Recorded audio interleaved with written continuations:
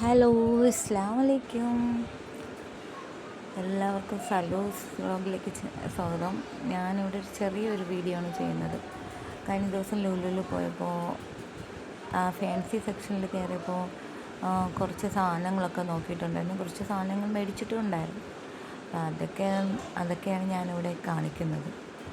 ഇഷ്ടപ്പെട്ടാൽ എല്ലാവരും സബ്സ്ക്രൈബ് ചെയ്യുക, ലൈക്ക് ചെയ്യുക, കമൻ്റ് ഇടുക.